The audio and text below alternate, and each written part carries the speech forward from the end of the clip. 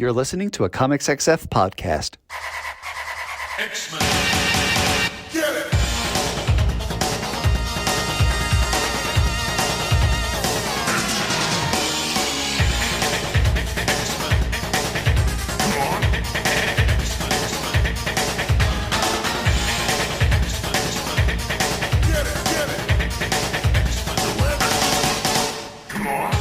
Hey everyone, and welcome to a very exciting episode of Battle of the Atom. This is normally your weekly X-Men podcast where we rank every story from A to Z, but instead we are spending today celebrating. Isn't that right, Adam? Yes, we are celebrating the end of the parentheses First Krakoan Era, and we have a very special guest. Yeah, that's right. This isn't a secret. It's in the title. It's Jordan D. White, Outgoing X-Men editor. What? Jordan, Hi. how you doing? I'm all right. That's I'm good. Now, Jordan, you've got to be feeling good, right? I mean, does it feel kind of like just a weight has been lifted now that you've finally seen the last couple issues of this era out the door and into people's hands? It's very bittersweet. Like it's very much like I was asked recently if the things were kind of meta, and the answer is like half the time I feel like everything I do is super meta. I feel like it's super meta. Like my children have grown up and now they're going off without me, and they don't need me anymore. Well, we're going to get into the Krakoa stuff, but speaking of children that may have grown up without you or with you and now are... Hold on. I'm getting to it, and it's topical. Mm-hmm. Okay. Jordan, I was surprised, and I'm sure you were in a similar boat when you realized or learned about this, that the video game Marvel Rivals prominently features a character that feels like, in my opinion, the Rosetta Stone for Jordan D. White's editorial career. That is, of course, Galacta, daughter of Galactus. Yeah. Everyone knows her, right? Everyone has read I want to say 4 comics she was in. Well, it depends how you count them. I mean, I think she appeared in, I think it might have been 4. I think you might be right. But one of them is a reprint of 2 of the other ones and then with some extra material. So it's like, it depends how you count it. She is, to my knowledge, the first character to tweet her thoughts into the actual world, which is a gimmick you pulled later with Wolverine and the X-Men. Yeah, we did do that later as well. But yeah, no, when we did it, it was pretty early in Twitter, and certainly it wasn't the official marketing medium that it is nowadays. Sure. So the fact, and if you, what was her name? Galley Girl something? It's probably still up there. I don't remember her Twitter handle. I didn't do that much research. This was off the dome the moment I saw Galacta, daughter of Galactus in a video game. Here's the thing that's funny. I tweeted as her for like a bunch of time before the book came out so that it would have a backlog of tweets.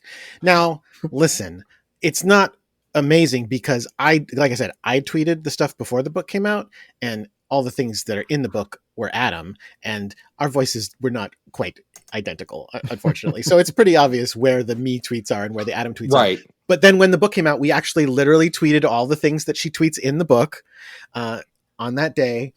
And yeah, that was kind of crazy. And it was around for a really long time. It's definitely still up there. And if I worked really hard, I could probably get access to it again, but I'm not going to do that. Well, see, I find her a fascinating character because she has so many of those meta elements that later got developed in characters like Gwenpool, who you at least had it feels like you were very protective of that character. Yeah, no, I was hugely involved in coming up with what she is. Like absolutely. Me and Chris like worked hard on figuring out what she is. And I mean, again, I don't think I never, ever, ever want to take credit away from the creators, but sure. I was tasked with doing a book about that character, and I did a lot of brainstorming of how do you the character who appeared on a cover. Yeah, right. On a cover. And then I did a lot of brainstorming on it, and I brought some ideas to Chris, and he ran with them and made them into an awesome character for sure. And Galacta is similar, although I would say Galacta also kind of highlights how I I like to bring ideas to the table, but I also am not precious about them, because I went to Adam Warren to ask him to do that. We were okay. So those who don't know, this is for the Marvel Assistant Size Spectacular, which was not actually a one shot, even though it sounds like it's a one shot. It was a two shot. Like a 2-shot? Yeah, that's weird. But it was a 2-shot. It was a bunch of the assistant editors got to do whatever they wanted. And so I went, I want to do this. I mean, but the biggest thing I wanted to do was hire Adam Warren, because I love Adam Warren. I was a fan of his going all the way back to his Dirty Pair comics that he used to do for Dark Horse, which are super, super fun. Starting with the first one I ever read was Fatal But Not Serious, which is, I still recommend to this day. It's super, super fun. So I wanted to work with him, and I brought him an idea for the character. But when I did, I was like, what if it was like the son of Galactus? And he was like skateboarding or something. I don't know. Like, I didn't know. Like, I was like, how weird is it to do like a teen Galactus, right? Right. And he was like, oh, that sounds like a really cool idea. But sorry, this is my terrible Adam Warren impression. Don't worry, I don't know what Adam Warren sounds like. A little bit like that. Man. A little bit like that. But he was like, but can it be a woman? Because he does empowered. He's just more interested in writing about women characters. So he was like, can I just have it be the daughter of Galactus? And I was like, yeah, absolutely. And then again, what I love about Adam is whenever I go to him, I know I will get something that is completely unexpected, but awesome. I didn't know that at the time. I learned it from Galacta, but like, that's why I went to him again many years later for Venom: The End, because I was like, okay, Donny Cates is doing this hugely popular Venom thing that turns everything Venom is on its head. So what could I do that's different? And I was like, well, if I go to Adam, he will come up with something completely off the wall that I am not thinking of. He did, and I'm so proud of it. And if you like that story, we are revisiting it in Venomverse Reborn #2. Very interesting. Hey, was it weird that they put Galacta, daughter of Galactus, in a video game? I was not expecting that. I found out about this like a couple of days before that trailer came out. I was walking through the office, and Ryan Panagos saw me walking by and went, Jordan, you got to come see this. And I'm like, sure, what's up? And he showed me that trailer in his office, and I was floored. I could not believe it. Hey, if you want the dirt, if you want the Marvel dirt, Galacta might also be the first fight between me and Tom Brevoort, because when people asked me, I was like, of course she's in continuity. And Tom Brevoort was like, absolutely not. Oh, interesting. He was like, absolutely not. She is not in continuity. That is a side story, a fictional universe, whatever. Whoa. So there you are. Okay. That's really funny. You know what? I like that you're deciding, like, let's just stoke the fires a little bit. Let's get the controversy going for all of the fans. We are. Tom is great. I just did a podcast that just came out as we record this. Gray Malcolm Lane podcast that we were on together. We had a great time talking. We're not in a fight. I was joking. I was just having some fun. But we do strongly disagree on this Galacta matter. Oh, I'm sure. And unfortunately, he wins because he is the executive editor.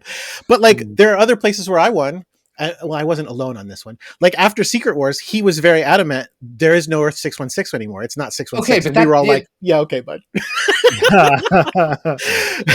Literally everyone who read a comic was against Tom on that one. We're like, it's a whole thing. I remember saying to him, he was like, no, there's no Earth 616 anymore. Like there's just the one universe, and it's the Prime universe. And I said, but we've never explained why it was called Earth 616. We didn't say it was the 616th universe in existence. It could operate at 616 reality hertz. Like that's how it vibrates. Like we've never explained it. So it's 616 for whatever reason. It's 616.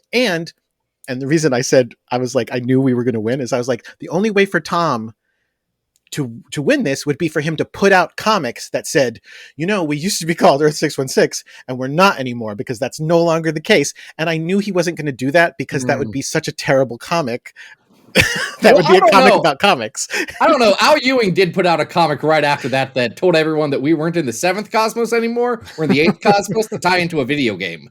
And it was good, actually. Yeah, because, Al's amazing. And he also explained Marvel Time in canon, which I will always be in his debt for. I love it so much. Can always rely on a high concept idea for him. The idea that time has gravity and events are pulled along through gravity towards the present. Amazing. I love it. Now, one last thing on Tom. I don't want to make talking about X-Men at all. That's fine. We're getting there. Hold on. If Tom's now the conductor of X, have you given yourself a fun Venom and or Hulk nickname to put in all of your books? And if not, may I suggest the Guardian of Goo? I never have. Although I did call myself in like email signatures and stuff like that, Krakoan Gardener, which I and a long time ago, back when I was on Deadpool, I guess it wasn't that long ago, but back when I was the Deadpool editor, I used to sign things Deadpool's pal, Jordan D. White. That's a good signature. I don't have a Venom one. I haven't thought of a Venom one yet. I'll have to try to think of a good one. I don't know. Guardian of Goo. I don't know, man. Listen. Zach, he's not buying it. He's not buying it. Listen. Well, all this to get to the point 11 minutes into it, we should probably talk about X-Men. Oh, I guess.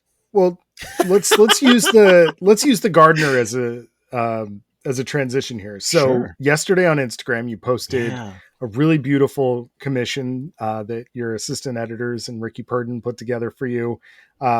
It's Cyclops. There's a gate behind you. It's done by Luciano Vecchio. It's beautiful. In Krakoan, it says the Krakoan Gardener. Clearly this era has meant a lot to people. When did you know that it was going to be as impactful to people as it ended up being? Well, to say as impactful is a tough one. I think I didn't know how it would impact people. Like I knew it was going to be a big deal. And here's the thing, we all knew it was going to be a big deal. I mean, if you go back to the marketing, do you remember the pre-marketing? It was talking about the seminal moments in X-Men history, and this is the next one. I was in the room for all of those announcements. It was a weird time. They were making it a big deal, and because they knew. And when it came out, the number of people that we heard from saying like, I haven't read X-Men in years. I have been totally like, I fell out for whatever reason, either because they hated something or because they just didn't have the time or for whatever reason, but they're back and like, they're so excited about it. We heard that a lot. And that's what we were hoping for. But I don't think I knew how it was going to impact people in the sense of how personally it impacted people, how much they felt it for themselves, not just this is a great story that I love reading, but like how much they felt connected to it on a deep level. And I love that. I mean, because to say that I felt deeply connected to it on a personal level is kind of of course for me, because I was making it. So like I've said before, and I'll say again, the only way to do this job well is to love the comics you're making. Mm-hmm. And I really, really loved them. So yeah, they're super meaningful to me, but to know that they're so meaningful to readers and that they felt such a connection to them and to the world of Krakoa and to the fate of Krakoa. And it was awesome. And I don't know that I could put my finger on the exact moment. I don't know that I could, but it definitely was a thing I learned over time and I was really happy about. Oh, that's great. That's really nice. I think what you're describing, in terms of the evolution of the books, along with, your own personal memories attached to it, I think is a similar trajectory to kind of like our little Comics XF website and our Battle of the Atom podcast. Like a lot of the last 5 years have evolved alongside of what you're doing there. But, I want to be clear. That's not unique to us. I know of like 3 or 4 other instances where that's just kind of happened, that communities formed centered originally around those books. Mm-hmm. I think that these books, it's not shocking to say that they resonated most with younger people and people who are on the verge of new things because it is such a new thing. I don't mean that. I want to say that in a way that is offensive to like older readers. Like older readers don't like new things. That's not universally true, but it is like, a vaguely trending kind of thing. Like the older readers tend to gravitate towards the things that call back to the older things that got them into comics. Mm-hmm. And in this era, a lot of younger people found the X-Men and found a new thing about the X-Men that they hadn't seen before. And it motivated a lot of people who are online. It motivated the online community more than the non-online community. That's a weird thing to say, but like here's I won't, again, I'm not going to get into any figures. I'm not going to reveal any corporate secrets, but what I'll say is, We don't care. well, I know you don't care, but I was telling my bosses that if they're listening. What I'll say is the ratio of how the X-Men books did relative to the other books of the line, they did proportionally better digitally. Mm-hmm. You know what I'm saying? Like if we were going to rank all of the books that sell in print, like here's our top selling book is here, blah, blah, blah, blah, and here's where X-Men is at this point. The digital copies, all the X books are way up higher on that list. Way up higher on that list. Yeah. Because I do feel like this era especially appealed to people who are interested in the new and the any new media as well, and things like that. So you're right. The number of podcasts that didn't exist before Krakoa started that now are like, been going for years and years and people love. It's awesome. It's so cool. It's wild. And I'm just, as someone who was there before and was there after, I guess is there after now. You're still here. I am Exton. You guys were your site was just Xavier Files when we started. It was a blog, and it was me and Adam had a podcast. And the podcast I think had been going on for a couple of years at that point. Yeah. And we had done well for ourselves, but it truly grew into a larger community for a time, and a lot of people met a lot of people. Was really good. A lot of good stuff came out of that. And I think from what I know and what you've said, it's similar to what you guys were building as a community through the X Slack and some of the collaboration that you guys were doing in a professional sense. How did that process change over time for you? Was it something that was, you could now say like, I couldn't live without, or, you saw a couple of different instances, starting from when everyone was kind of centrally on one time zone and then split across oceans and then trying to work everything? How did that process evolve? Well, so when it started, it was just, we're going to do a line of comics, and I didn't think let's like do everything differently and new. Like we weren't, right. I mean, we were trying to do some things new. We wanted to be like, we were looking at some of the other offices and going like, well, while they're all doing great books, like they're not as connected as we would have liked. We would like them to be like, right. Not naming names, but again, I'm not saying that was bad. It would just be like that person's doing a great book and that person's doing a great book and the same characters in both. And they don't really talk about the fact that the other book is happening. And we were like, well, we want it to feel more like One World. And we started with the crew that we started with. And it was Jonathan very early on basically he said to me, I want to do a Slack. And I was like, oh, like there was a Disney Slack at that point, but I had gone on it like once and was like, this is weird and confusing. I don't like it. I'm not doing this. Like Marvel was not regularly using it for sure. And so he was like, I want to do a Slack. And I was like, okay, like, why? Like, really? And he was like, no, it'll be good for collaboration. And the thing that sold me was he was kind of like, the writers already have Slacks where we talk. So it's just, do you want to be on one with us? And I was like, well, yeah, then yes. You then were I odd do. man out. Because he was like, we can already talk on like a private writer Slack. So like, do you want to do one that's just for the X people? And I went, oh, okay, let's do it then. And he started it up, and he started up, although pretty early on, he like shifted all the permissions over to me because he was like, I don't need to do this. And as soon as we all started using that, it just felt so much more convenient. And like, I used to use Instant Messenger back in the day before it was killed. And I was like, oh, this is kind of like that in that we have pretty easy access to each other without texting each other, which somehow feels a little bit more texting formal. feels different. It's weird, but it is. Yeah. And then obviously when however many months that was in, like 8 months into Krakoa being published, the pandemic happened.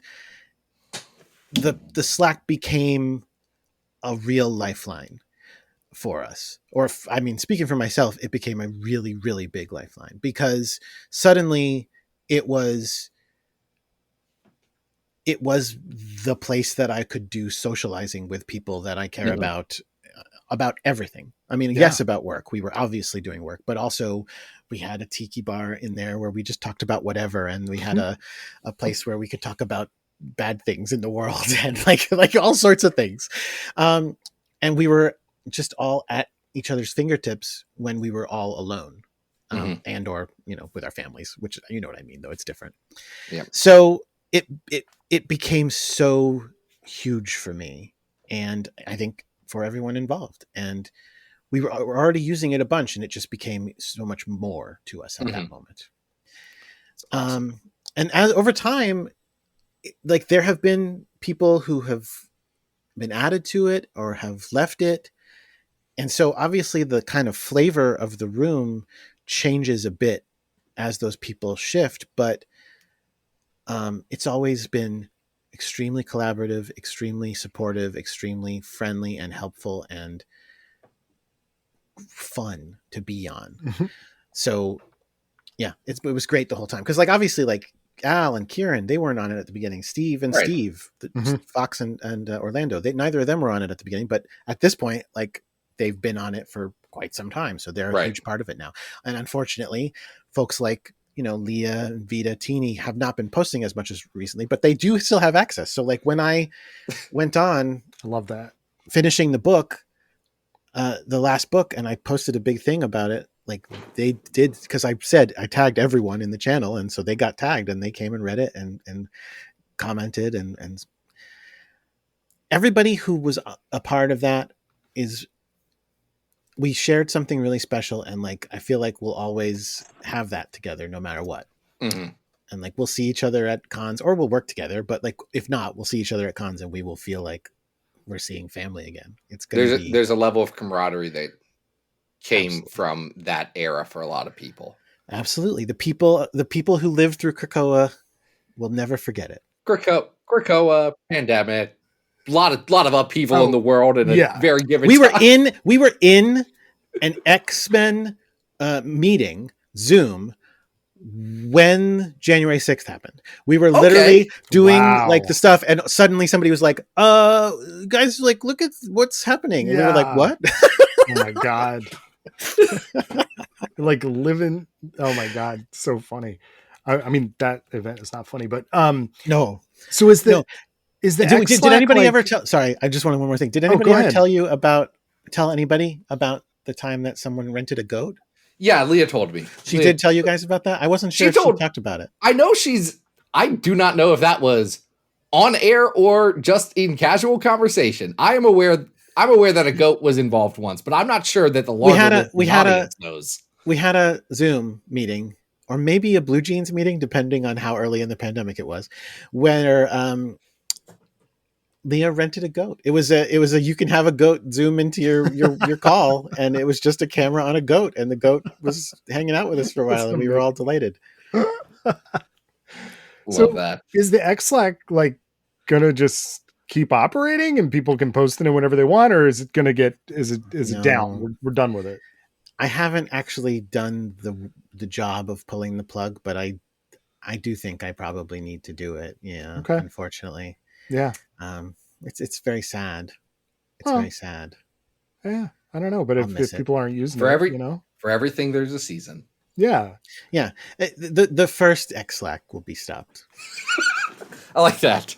So, speaking of Krakoan ages, I think as we're, looking back at this whole era, and then, beginning, middle, end, I feel like there was a pretty modest pace during the entire era for the most part. And then right around Rise and Fall, the tempo just kind of really went into gear. How'd you guys arrive at that decision to, knock out a lot of stuff in about like a 6-month period? Well, I don't know. I don't know that I 100% agree with the premise in the sense that, like, I feel like we did actually a lot fewer X books in the last 6 months. I wouldn't say. I guess that's probably a fair clarification. I would not say tempo in terms of number of titles. Books. Yeah, I would say more event wise and plot wise. It seems like things accelerated. Yeah, we did wrap up sooner than we would have to say originally would have liked is a weird thing to say because the plan has been shifting since day First one. idea, best idea, Jordan. Everyone who reads X-Men knows that. 100% false. Everyone's original plan has to be the best thing. No, listen, Jonathan is genius. If we had done Jonathan's original idea, it would have been pretty impressive and amazing, but I still don't think it would have been a good idea, and I can't tell you why. I'm sorry. That's okay. Oh, we weren't asking for why. We're not asking that one. Someday we will. We're waiting a decade for that. And yes, at least. No, but so that, I mean, that's what I mean though, is that like idea has been shifting since way back when. Mm-hmm. And also, if it was up to me, Krakoa would never have ended. Right. Like, I want Krakoa to go on forever and ever and ever. I would talk about that. There would come a time when the stories we were telling weren't as focused on like the actual running of and like government of Krakoa. And so, but I would always thought like they could still have Krakoa and they can still be on Krakoa, but it'll just be like, that's not the point anymore. And the way I would always talk about that would be, oh, that'll be when President Maggot is running Krakoa. And so we don't have to do comics about President Maggot and the running of Krakoa. We'll just be off to the side doing that. Though I am going to say, you could let Zach write those comics. I'm not a professional writer, for one. Two, I am going to say, out of any character, Maggot's in the running for kind of having the best Krakoa from like top to bottom. He got to like be an X-Man doing a bunch of stuff. He got to have a good Alex Pac-NATO miniseries, and then he got to be a pirate boat captain. He didn't do a ton, and I don't know if I would say he would say it was the best time of his life. Although, you know what, he had a pretty lousy life, so maybe he would. He's not had a lot of stuff going for him. Yeah, best page count for him in decades. So he was dead for an awful long time, for a while, and then some people were being loud about him online for various reasons, and then Ed Brisson, bless his soul, put him in a book with Glob Herman, and then Vita Ayala, bless their soul, decided to put Maggot in a book to appease certain individuals, and then things just kind of went from there. And I just love that. So anyway, the point was I wanted Krakoa to go on forever. It didn't work out that way, and sure. Then, like, plans just shift. At some point, we went, okay, here's the rest of our plan. Then here's where we'll, even at that point when we were going, here's where we'll pivot. Like, we weren't sure that we were still kind of going. Maybe we're pivoting to President Maggot at that point. And then over time, the plans shifted, and it was like, okay, now we're going to move it back a little bit. We're going to do this, and we did our best to work with that. I mean, again, we still had a pretty free hand to figure out how we were going to do it and what we were going to do. And we did. And I don't know. I've seen a lot of people say they felt like things happened too quickly, and I don't know what I can say. I'm sorry. We did our best. I thought it turned out pretty good. Here's what we should definitely tell you though, is that, when that last issue of Rise hit, you landed the plane, so feel good about that. I love that issue, and I love 700 too. I love 700. So here's the thing. Let's not call it that, because love or 700. No. Really, I checked out that issue again earlier today. I was flipping through it, and I was like, wow, wow, there's a lot that I really enjoy about this issue. Yes. This is like, if it has to end, this is a pretty good way to end it. Yeah. I, like many people who are, how do I want to say this? Too into a very specific, yes, those words. Get really mad at calling it 700, just like I got mad when you called the one 631, and I think Which I wrote wasn't an his entire fault, not article his at fault. the time about it. So you're talking about Jonathan's first issue? Yes, Okay, so again, I've said this publicly, and I'll say it again. you said it. I didn't mean to do that. That was an accident. But that said, it got printed, so it's official. Also, but here's where I'll fight you about it. Okay, let's go. What did it say on the do it. cover of the first issue of X-Men? It said X-Men, and Oh, I agree. I fully Which agree. was also the name of...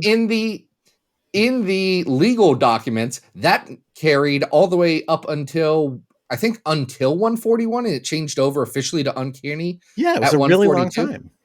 It was, though Uncanny was on the cover for Sure. a while before then. I will say that since that, since X-Men number 2 was introduced, volume 2 was introduced in 91, there was like a pretty solid chunk of like, we're keeping the Uncanny one like as the last, it makes sense that goes on.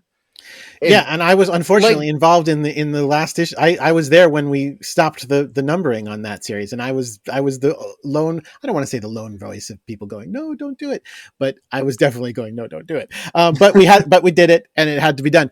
But again, all of that doesn't matter. At the end of the day, X-Men versus Uncanny X-Men, for the most part.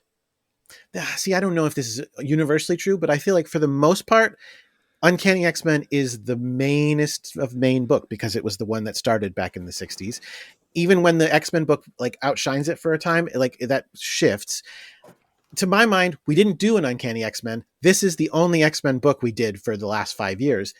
There shouldn't be no X-Men book, no main X-Men title for 5 years. So this is the one. This is the one that continues the legacy numbering. I think it's totally cool to do. I would argue that Uncanny is the main one up until 1991. Then Adjective List with the Jim Lee stuff becomes the core book. Even for most of it, they go back and forth. But then Morrison picks it up with New X-Men, and that's obviously like the center point. And then the center point's Astonishing X-Men for right, because then it becomes the X-Men. Runs. The book becomes X-Men Legacy. At which point, no matter how good the quality of the book was, because it was a very good book, it was far from the main X-Men book. It became a book about Xavier, and then a book. And about then everyone Rogue. put out another book called X-Men at the same time as X-Men Legacy, and which also New wasn't... X-Men became New X-Men, but not retaining the Adjective List I had written out for a while. It was uncanny that I, as a sicko, was like, no, we've got this down. I'll write off the War of the Realms stuff. It's fine. I can make that work. Well, there's just one rule. All rules are broken. Yeah, you're killing me. I don't know if you know this, speaking of books that I worked on where I objected to a thing. There's plenty of those. I was involved in Incredible Hulk number 600, which when you look at the official Marvel numbering, like, when we did the legacy numbering for the first time and we put that numbering out, issue 600 of Hulk is not the 600th issue. Oh, in the official really? Counting of issues where they say, here's how you reach the current legacy numbering. It will tell you, I forget if it's 601 or if it's 599. I think it might be 601. And I remember that happening. It's 599. It's legacy 599. That's the funniest thing I've heard. That's really funny. Oh my God. It was because we figured out that it was legacy 600, and then I'm not going to point fingers at who, but there was a reason that someone was like, no, but we have to do this issue after that. And it was like, no, but we can't do that issue after that because then it's not issue 600. And oh my God. It was like, yeah, but that doesn't matter. Just That's do amazing. it. Incredible. And when we would justify it, here's my justification at the time, the way we fudged it, because I don't know if you remember this, back at that time, there was a thing where when we would do those big 100 issues, we would do pages that had all the covers on it. Okay. Oh yeah. And so obviously it would be a little clear that it wasn't issue 600 if it didn't line up right on those covers. So we did just kind of stick issue -1 in there when issue -1 came out. Listen, great. Love that. It's all superhero long underwear characters. Really it's funny. fine. The only rule is all rules are broken. And honestly, I only brought the up because I just wanted to just note, right? X-Men 35 or Uncanny 700, whatever you want to call it. Like, that's fine. We want to call it X-Men 35, but continue. Yeah. Who's we? Me. Me. The guy who posts the podcast. It suggests that this is the first era, right?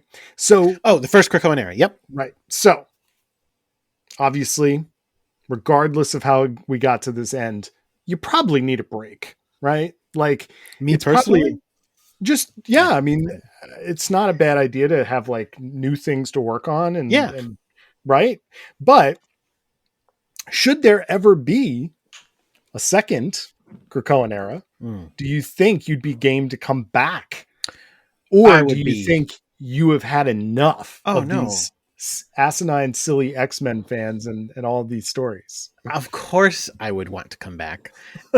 Of course I would. Like I said, I love these comics in the same way that if we want to do a Gwenpool comic, I want to be there doing it. And if we were going to do a Galacta comic, Gwenpool comic, it's going to sell 2 copies, but we want it. I want it very badly. If we want to do a Gwenpool comic, a Galacta comic, again, I want to be there. Realistically, I want to be there for all the things. I want to be doing Deadpool constantly. I don't want any other person on Earth to edit Deadpool but me. But unfortunately, someone else is editing Deadpool than me.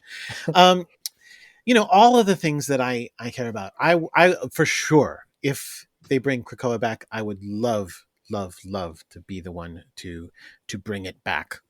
I love this. I love that it didn't break you, No. Well, hold on. We still have a few minutes left. It broke my heart losing it, but I think, hold on. I want to try and break Jordan. We got a couple of questions for you. No. Jordan, if I'm thinking about Krakoa, Heard of it? I see a lot of similarities to Weezer's album Pinkerton. Okay. It's I don't raw. see how. Oh, Hold on. I'm getting it. It's just raw, hear especially this House is- of X Powers of 10. I'm so proud of Zach for this question. X fans are going to love this. Go ahead. They are. I want to make sure they got their Weezer content in on this. I know everyone appreciates it. It's raw.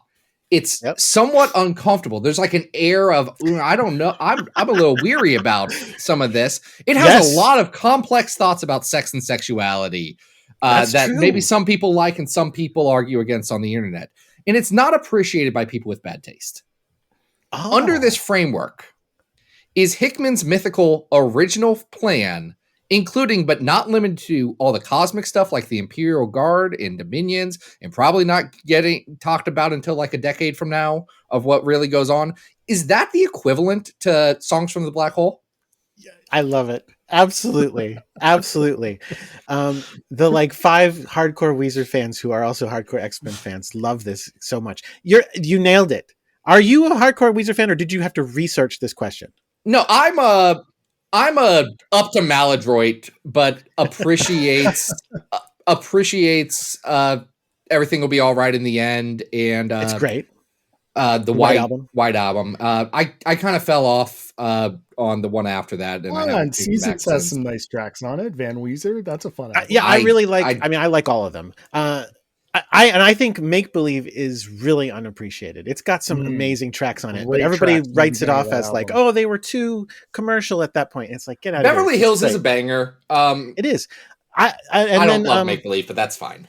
You don't love Make Believe? That is fine. But this is such a pity. And then obviously Perfect Situation. I love that trio of really good songs after Beverly Hills. It's just like, yeah.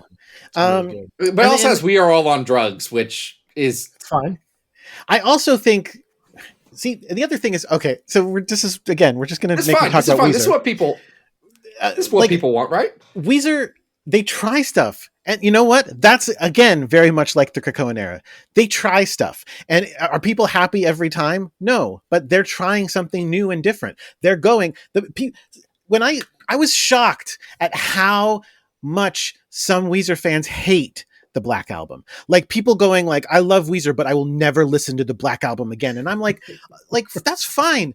It is like super poppy in some places, but it's a good, I feel like it's good at what it is. And it also has High as a Kite on it, which is like a super Weezery Weezer song that all Weezer fans should love. And I don't understand why they don't. So I appreciate all their things. I was listening to all Weezer for the last, not today, but 2 days previous in the office. I've been there. I get it. I was even listening to Can't Stop Partying, and there's fun to be had. It's a terrible song. There's fun to be had. Can't Stop Partying is not a good track. There's fun to be had. It was the remix that I was listening to and actually enjoying. The remix is a little bit better, but that's a great analogy. And you're absolutely right about all of it. Thank you. It is a little bit Songs from the Black Hole. We probably will never get it. So sorry. Yeah. Well, and that's fine because what's fun about Songs for the Black Hole is that you can kind of take all the demos from the Rivers solo albums and kind of make your own thing, right? So like you can come up with a what if in your head, and I think that's one thing that the reason I brought it up. That's honestly, dangerous. Is because, yes, it is, but I think it's human to say, well, what if something happened? Because I don't think you were planning on a pandemic like happening during the middle of all these books. We weren't planning on everything changing. What I'll say about Jonathan's plan that I still support not doing. What I'll say about it is the reason I don't think we should have done it has nothing to do with his ability to write or ideas for stories or like what it would have done to a character or anything like that. It's because of the world, the real world. Mm-hmm. It's because of the way that the real world went between the time that we started and the time that we pivoted. Mm-hmm. And the way that the world has gone in the time since we pivoted to now has only confirmed to me that we should not have done what we did not do. Interesting. Interesting. Listen, the tell-all is going to be great whenever it comes. I can't wait. I can't wait to write it. What is it called? Marvel: The Inside Story 2, right? Absolutely. The Untold Story. Yeah. Untold Story. I'll text Sean. I don't have his number, but I know a guy who knows a guy. I'll make it happen. Don't make it happen. No. I'll give it some time. Yes, of course, please. No, Jordan, we'll make Zach got a chance to ask his Weezer related question. I also have a Weezer related question for you that stems out of an answer that you gave on this most recent and your final, at least for now. Oh, okay, let's X-Men hear it. Monday. Oh, gosh. On Chris Hassan's latest AIPT X-Men Monday, you shared that you had originally planned for Rivers Cuomo to become a mutant. Planned is a strong word. Well, in your mind, yes. Like you had this idea, right? That Rivers Cuomo is going to become a mutant and then get stuck in the white hot room after what happens at the Hellfire Gala. Now, that's not my question. Because that wasn't a question. It was a statement. People can go back and read that. That's context. Right? Because again, not everyone reads everything. In your answer, you did say that because that has not happened, and since you have become a big Bruce Springsteen fan, that you are very interested in making Bruce Springsteen a Venom symbiote character. So here's my question to you as a native New Jerseyan and a Transformers Marvel fan. How aware are you that there is a Bruce Springsteen in Marvel continuity named Brick Springstern, Zero, and that he has a band called the 10th Avenue Band that plays songs that all have similar names to Bruce Springsteen songs that you could like immediately pull out of obscurity and turn them into Venoms like tomorrow. Amazing. Are you aware of Brick Springstern? I was not. Now, did you say they're from a Transformers comic? They originally appeared in the Marvel Transformers comics, and the Transformers just end up at a Bruce Springsteen concert. But that's going to call into question the legality of it. Do we own them? Because don't they have the reprint rights for all those things? I don't know who owns. I don't know how any of this works. All I know is that you guys are still putting out Death Heads comics every 5 years for the 4 people who loves Death's Head. Those things are all very complicated. Like, and again, I'm not going to talk to any characters, but there have been things where it's like, it's all individual. We always have to check on things like that. So I'd have to go and talk to our legal department, and they would probably be mad at me for wasting their time on such a minor character. My legal department also gets mad at me for wasting their time. It's great. Here's a pitch. Here's a pitch that the legal department shut down. Not from Krakoa, so sorry. It's only X-Men related in the sense that it was going to be written by the writers of the old X-Men 92 series, Chris Sims and Chad Bowers.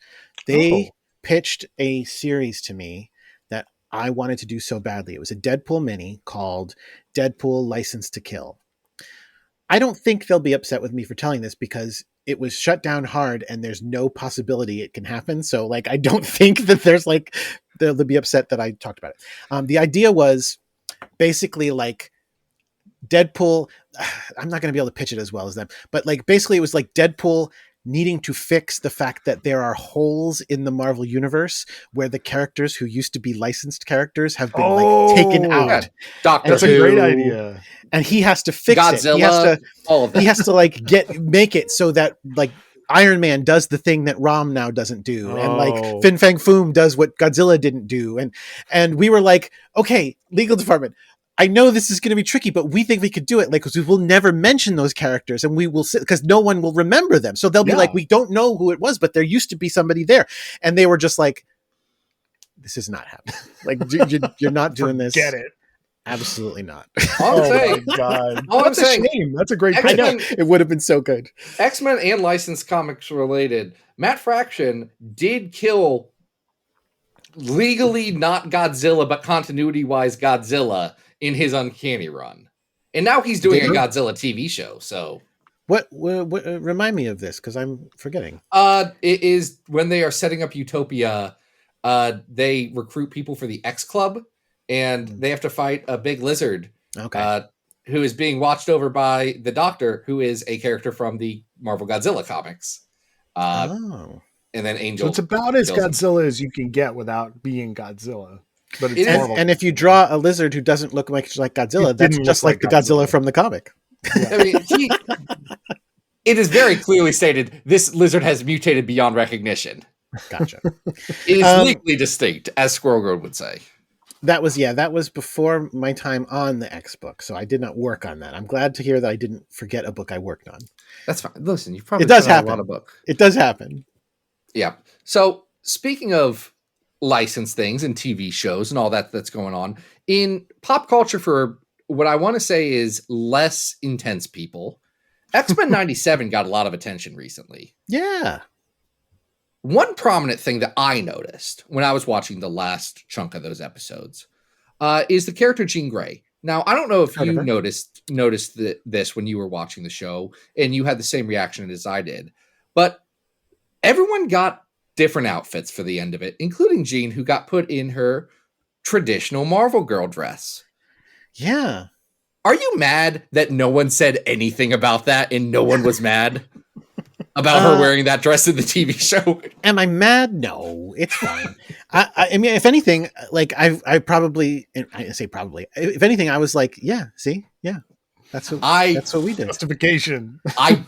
I died. I was like, no one said anything about the dress after all of the think pieces, some of which I may have published. No one said anything about the dress. Mine was by an academic. Why didn't you write a think piece about it? That's the question. I'm retired. All I'm doing now is the podcast. Oh, all right. Why didn't you commission some think pieces then? Jordan, are Venom fans as weird and off-putting as X-Men fans at this point? At this point, I don't know any Venom fans, which is not to say there aren't Venom fans, but I don't know where Venom communities are. I've never moved in a Venom community. I have recently been added to the Spider-Man fan mail, and Spider-Man fans are pretty intense. Oh, Spider-Man fans are strong crazy. Opinions. Watch out, I am Jordan, a Spider-Man fan. But, I mean, why don't you, using your whole powers as Venom, just undo that marriage? Just make that marriage really happen. That's all the fans want. They want that marital bliss. Everyone wants it. So you're trying to get me right in trouble. I mean, and again, I've talked about this before, because the marriage is a bad idea and it shouldn't be redone. People forget that during the 90s, they tried to break up that marriage like 5 different times. Oh, the 90s, during all time between the marriage and when it got broken up. There was a time. The 90s is not the most egregious time. The most egregious time is in the early 2000s. Maybe that was late 90s. When Mary Jane dies, quote unquote, died on a plane, and Peter went around going, no, she's not dead. I'm telling you, she's not dead. And all of his friends were going, Peter, you should really start dating because your wife is super dead. Wow. And like, and like Marvel, I was not at Marvel at the time. Marvel put out a Marvel encyclopedia. It wasn't as nice as the Marvel encyclopedias we get nowadays, but it put out a book called a Marvel Encyclopedia that in the Spider-Man pages said for a long time he had a long-term relationship with Mary Jane Watson. Did not mention that they were married ever. Oh my God. So love yes, that. It worked. They worked really tirelessly to try to undo the marriage. And the only thing that would be sillier than that would be successfully undoing it and then redoing it. Like I don't mean to cast shade at DC, but I literally can't believe they went from successfully unmarrying Superman to remarrying Superman. Like I love Superman a lot, and I love Lois Lane, and obviously they're meant to be together, but the most exciting part of that is when they're not quite together. So I was like that was like the only good thing. I don't want to say the only good thing about New 52, but I was not a big New 52 fan, but I was like, at least they're not married anymore. And then they were like, okay, but we're going to marry them again. It was like, oh God, why? Well, they didn't just make them married again. They made it so that they were never not married and brought them in from and had a kid continuity. And had a kid.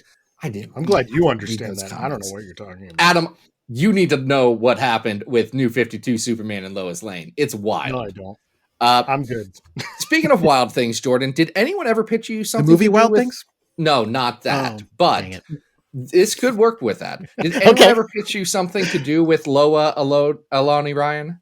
Did anyone ever in the history of your time say that pitch again? You something to do with the X-Men character, the very minor X-Men character, Loa Alani Ryan? I feel as though she appeared somewhere. I'm sure she must have. Green Lagoon? The reason I know she appeared somewhere was because I remember there being blowback about it and her not being depicted right. And again, I'm not saying that people were wrong to say that. Probably they were right and we made a mistake. But I know she appeared somewhere during that time. I mean, I have no recollection, but it's a lot of comics. And they were a lot of comics chock full with a lot of characters. The internet says she was on Krakoa. You also use the Marvel fandom just to double check what things happened in books you definitely read. Yeah, man. Yeah. X-Men number 11. Apparently it says she was in. Okay. Sure. I've read all of these comics. And she you know what? Oh, she was in Uncanny X-Men number 11, which was the Rosenberg run. She was. Oh, yep. She died. She died in that during the time when we knew that anybody we killed could come back. No, you knew that. That's what I meant by we. That's what I meant by we. We making the books were going, it's fine if we kill these characters because in like 6 months everybody will be resurrected. So we allowed her to be killed, unfortunately, which was a bummer, and I think people were really upset about that, which is understandable. People love characters; they don't want them to die. And yet you ban characters like Jimmy Hudson. So here's the thing about. So Jimmy you're Hudson. one of those fans who latches onto words I make and joke. Yes, only when I'm interviewing you literally later that week. Zach, before you ask this question, did you know that Jimmy Hudson appeared in Vecchio's montage of X characters? Well, he did. No, I love that, but that PDF that we got was not high enough resolution for me to check out every character. That's okay, but he's in there. It's amazing. Well, somewhere Luciano posted his guide, a character guide of like, here's who everybody is on that. And it's mind blowing. Jimmy is on there. And I did know about that ahead of time. And I went, you know what? I'm letting him stay. Well, and here's the thing, Jordan, this is interesting because Jimmy Hudson, AKA Kid Wolverine, AKA Ultimate Wolverine, AKA Poison, AKA the perfect symbiote host. He's now, I would say, under your editorial purview. He sure is. Isn't that weird? Does the band still continue as your role as the Guardian of Goo? You're going to have to read every Venom book to find out. He could be in any Venom book. You know what? That may be true for any character. Yeah. I'll tell you why. You want to know why I banned him? Because I didn't he's really really ban him. confusing. And Yeah. He's Yeah. not a I mean, great you got listen, as much It as was I have a because- weird thing for the late Ultimate Universe, you have to know a lot about to get to that point. There were two reasons. The first reason is there were just too many duplicates in the X-Men universe. There are too many duplicates. We did what we could to get rid of most of them. And I want to say we didn't add many duplicates during the Krakoan era. We added a couple, but we didn't add many. You did put an entire another Wolverine in there for a while. We did put in an entire other Wolverine, but we did clean it up afterwards. And also we put in a second Cable, but we also cleaned that up afterwards. Well, we didn't put him in. He was around before that, but we used him a bunch. Yeah. But yeah, Jimmy was just like, he's another Wolverine. He was another Wolverine especially from the time when Logan wasn't around, which is kind of the time when, of course, it makes sense that Marvel was going, let's bring in all these Wolverines, right, to see if one of them clicks. And now we have Logan, and Laura was doing as well as she's doing as well. Mm-hmm. So it was like, we don't need Jimmy, and I don't want to waste a story on getting rid of him. Like, let's just let him never be around again. The other reason is because the last time he was featured was in a story that didn't fit with X-Men continuity. Which was in X-Men Blue? when he became a Poison. Yeah. Yeah. Which was connected to that.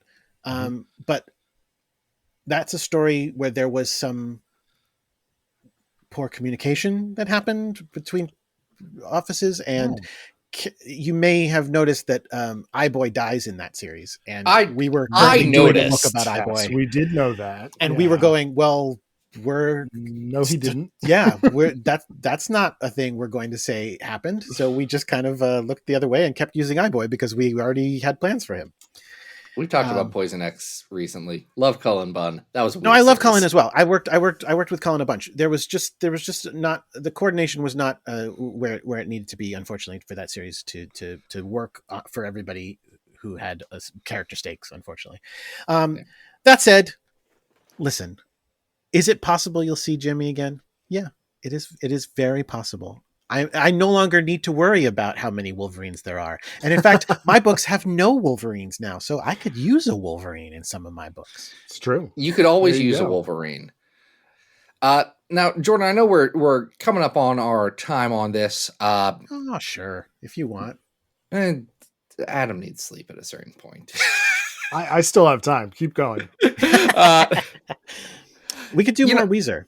We could do more Weezer. And more Springsteen. And we haven't even touched on REM. When Krakoa started, I was not a fan. REM guy, honestly. I wasn't when Krakoa started. I wasn't an REM fan.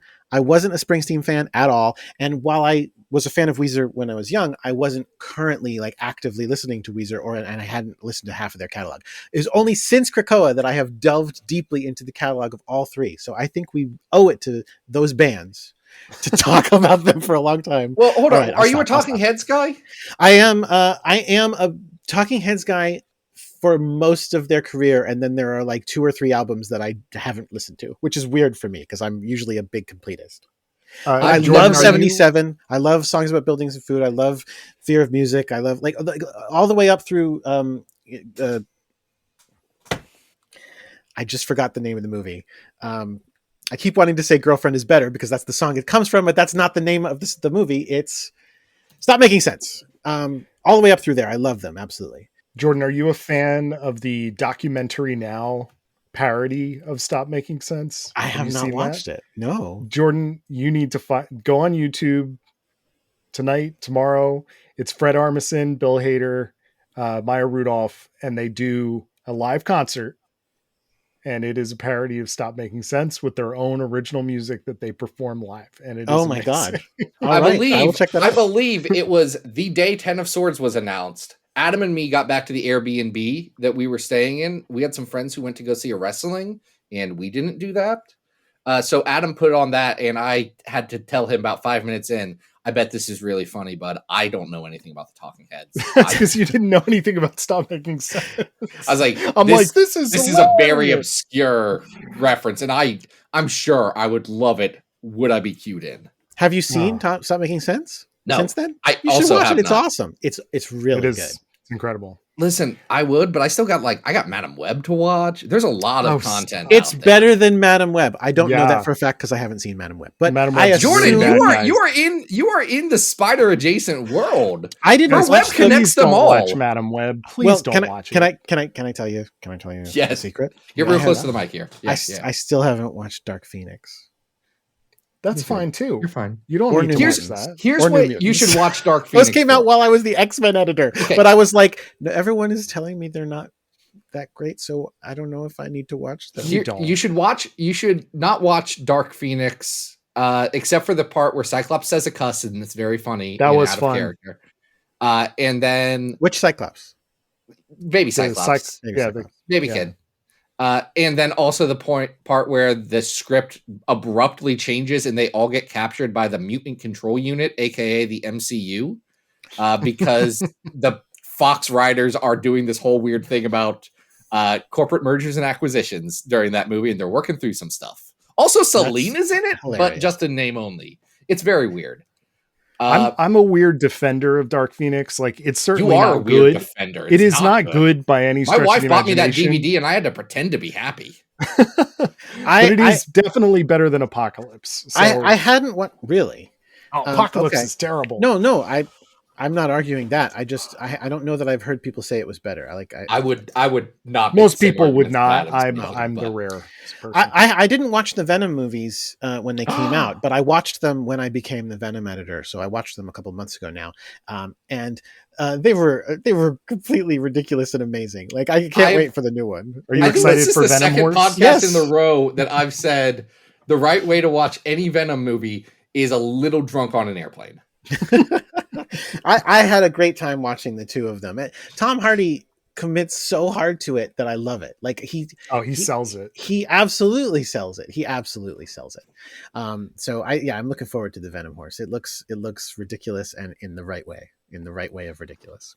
Jordan, while we're talking about movies, you do your horror podcast. I do. Nature Trail to Hell. Any horror recommendations for our horror sickos out there? Recommendations. Anything you've seen recently that you think people should watch? Having a child has changed the amount that I watch horror movies. Oh, that's true. A lot. And so I haven't had as much time. Over the last few years, every once in a while, I will take a day off of work and go see a horror movie, because my wife doesn't really want to spend a date night to do that, to go see one with me, and most of the time. And I mostly don't want to just leave her with him to go see one. So sometimes I do it. So I did that. The last one, though, it's been a little bit. I did that for the movie X, and I was delighted. I knew nothing about it except that it was good, and I loved it. Same for Barbarian.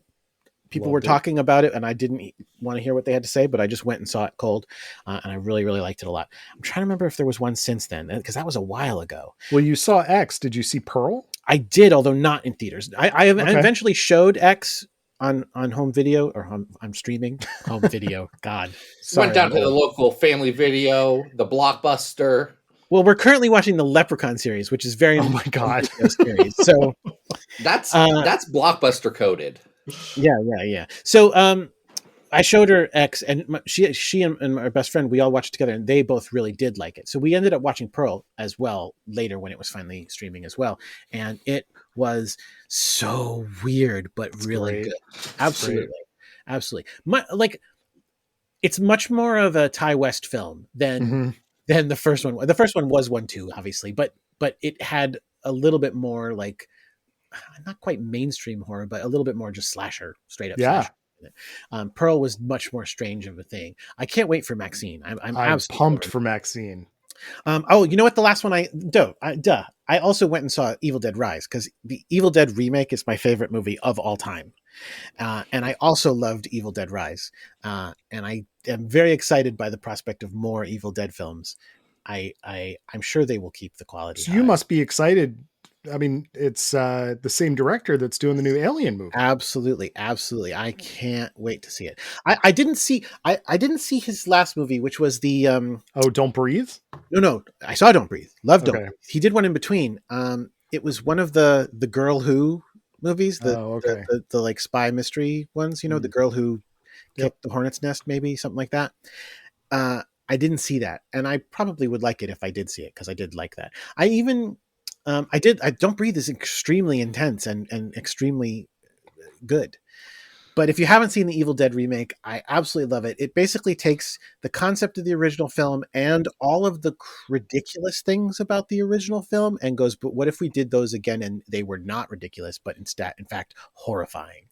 And I think they nailed it. They absolutely nailed it. And then Evil Dead Rise does things in it that I really did not expect a horror film to do. Great ending. A very great ending. I loved it. I absolutely loved it. Oh, here's an obscure one that I love that not a lot of people love. Let's hear it. Clown. Uh-oh. I don't like clowns. Perfect. Let me tell you the trailer pitch of Clown. A dad, for his son's birthday, the clown cancels. He's at a work site of a house that the person died, and all their stuff is still there, and there's a clown costume there, and he's like, all right, I'll just do this. And he puts on the clown costume, and he goes to his son's birthday party. And then when the party ends, he can't take it off. And he starts transforming into a clown. No. It is a clown body horror film. No. Highly recommended. I don't know if I'm going to watch it. It's by... Oh my God, I've just forgotten the director's name, but is a director whose work you're very familiar with, because he is the director. It was John Watts. It was John Watts, the director of the Spider-Man films. Oh, I've seen some of those. Yes. He also did Venom's in one of those. No, well, kind of. For a second. He's at a bar. He's at a bar. For a second. Yeah. You're right. You're right. For a second.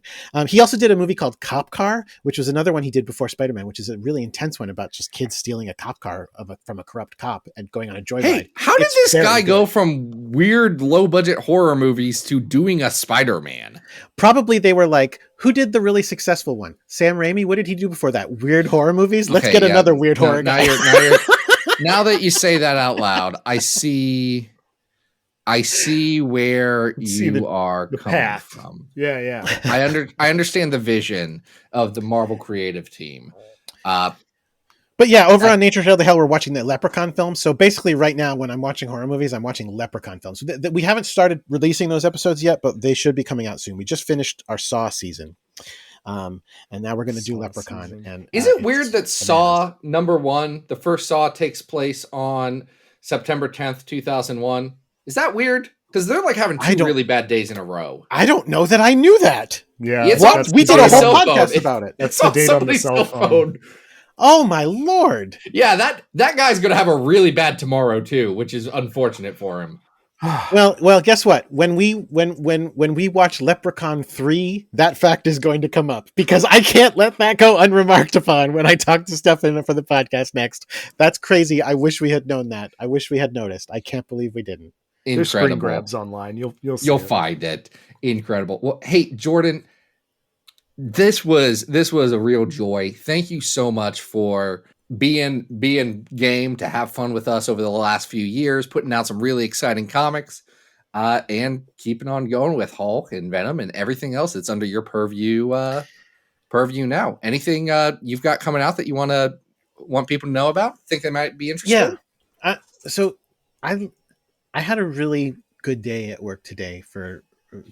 I just felt really good at work today because I love comics and I love making comics, and I am having fun making these comics. Specifically, the issue I'm sending to press this week is Venomverse Reborn #2. And so issue 1 is coming out pretty soon. It's an anthology series of, Venomverse, like Spider-Verse. So yeah, I was told that there was an end of the Venomverse or a death of it recently. There was, but that's why it's reborn, you see. Okay, got it. But this is a series that didn't exist before I came onto the Venom book, so I was involved in it from the conception of doing this anthology. So I got to cast all the things and bring in all the creators, and all of the stories are so much fun and so neat and such a wide range of topics and things. I'm not going to tell you everything that's in it, but if you just look at the solicits, you'll get some of it. Yeah, Mini Marvel's Venom is in this, as well Mini as Marvel's Venom Venom is in of it. Venom the End. Venom the End, that's in issue 2, as well as what's the other story in that? It's a Viking thing with Venom that Philip Kennedy PKJ Johnson did. And issue 3 is got other crazy stuff that but here's the fun part. Do you remember the other fun part? Do you remember did you read the Crypt of Shadows books we did the last 2 years? I definitely read parts of it. Okay. Well, one of the things we did on that I loved so much was that instead of just going, it's just going to be a horror anthology series and it's just going to have like 4 stories in it. I went, no, like we need to have a horror host like we used to have, and needs to have a frame story. And Al wrote an amazing frame for both of them involving Doctor Strange's dead vampire ghost brother, evil vampire ghost brother. And yeah, Victor Strange. We all know Victor him. Strange. And Al did such a great job on those, such a great job on both of those issues. And so when we're doing Venomverse, I'm like, well, Al's the Venom guy right now. Like, Al, are you up for doing that for this too? And he was like, absolutely. And he's absolutely nailing it, writing the frame story for this as well. It's not Victor Strange. It's a Venom character. Obviously, it's Venom related, but he's absolutely nailing it. And it brings so much more fun to the series, just having a frame story and a host kind of who knows what's going on. I highly recommend it for the fun of it. The story, I'm not going to tell you the story that Ryan North is doing for issue 3, but it's going to be very surprising. And I hope the best way possible. People will be. I mean, you had us at Ryan delighted. North. So, yes, you he's know. wonderful. All I'm going to say about Ryan North, and this is only going based on the cover that is officially announced. It feels okay. No, it's not Ryan North and artist PC art from Ryan North, so it's not just an adaptation of Dinosaur Comics. No. Okay. He did not do PC art for it. Okay, but there is a dinosaur. There is a dinosaur on the cover. That's true. That is very true. There is a dinosaur on that cover. Super true. Also, Eva from Evangelion is on there. What? No, that's a brand new character. That's a brand new symbiote Venom. It from a does look universe. like a very large robot that would do some kaiju action. And maybe that's just because I saw it's not Kaizama on the. I am projecting Kaizama is drawing Kaizama's that. art, onto being kaiju sized. Yes. Again, the whole, and then I recently actually just this morning got in the script for the last story that hadn't been scripted yet for issue 4. Also, which hasn't even been solicited yet. So I'm not even going to tell you who it is or what character it is, but it's absolutely a blast. That series has been so much fun. I love working with Al on all things I've ever worked with Al on. We talked, were we on? No, it was before we were on mic when we were talking about Rocket, the amazing Rocket series that he did. That You Are Deadpool, absolute masterpiece. Something I'm so proud of. He's a genius for writing that one. If you haven't read it, please do. It is a choose your own adventure style comic, except it's more than that, because it's actually a game that you have to play and you have to roll dice to, like, you have stats and you have to roll to, like, fight characters and go to different places if you win or lose. And also, like, the way he wrote it, I'm gonna spoil this just in case people miss it. Like, it's a thing where, like I said, you jump around, but there are jokes in it that only work if you break the rules. Where, like, the first time that you are supposed to leave reading the panels in the just simple order of 1, 2, 3, 4, 5, 6, the first time per each issue that you're supposed to go, oh, now jump to panel 52. If you don't jump to panel 52 and just read the next panel, he always wrote it so that it works. It makes sense, but in a way that also tells you, no, this isn't what you were supposed to do. Amazing. He is so good at it. Anyway, he's great. So he's writing Venom War, which is absolutely a blast. When he explained to me his philosophy on the Venom book and what he's come to in writing the Venom book, it was super eye-opening, and, like, I was like, that's so wonderful and absolutely what the Venom book is. And he's really, really great. So I love Venom War. It's being drawn amazingly by Iban Coelho. super recommended when that starts in August. And then I'm doing Hulk, like you said. Philip Kennedy Johnson and Nick Klein were already kicking ass on this book before I walked in the door. I have not upset the apple cart. They are still doing great work. I want them to keep doing what a great, crazy horror monster. It's just like weird book. Southern Gothic Hulk. Yep. And Hulk, who hates Banner. I was just talking to somebody recently. Was it? You know what? It was an X-Men Monday, but I was talking about my two books and how both of them are dealing with the ramifications of Donny Cates' run from before it. And both of them are Hulk hates Banner because of what he did in that run. So made him a spaceship. Yep. Hulk not pleased. So that's a great book, and I take absolutely no credit. They're just kicking ass, and have been since it began. And I don't take credit for Al being a genius either, but I'm thrilled to be able to jump on and do it with him. Well, that's fantastic. Jordan, thank you so much. Adam, anything you need to let people know where to find you or do whatever? I mean, I do that every episode. People know where to find me. I just wanted to say, Jordan, that these last 5 and change years have just meant a lot to me and so many people. So just thank you. And congratulations once again for wrapping everything up. It's really impressive. I mean, do you guys really? I feel like I've been on this podcast and we've talked so little about Krakoa. Jordan, I don't want to overstate it, but like, there's a book that was written based on me and my friends coming up with stuff about these comics because we were that into them. It sits on my shelf right here. Like, that's awesome. We were invested, very invested. Well, that's why I'm saying, like, I feel like I have not given you what you want from me being on the podcast. We talk so much about Galacta and Bruce Springsteen. No, you gave Jordan. I want to be clear. You gave us exactly what we wanted out of this. This was perfect. We've had plenty of real talk. What happened? Conversations over the years. I thought it was time for let's do a silly one. Yeah, we just needed to chill out, hang out with our bud, and that's good. Next week, folks, we've got a great episode about times that Xavier has been corrupted and or gone evil. It only happens every day. Speaking of the end of X-Men, who knew? Who knew what was going on there? Besides him just kind of cracking. And that makes sense. We all crack from time to time.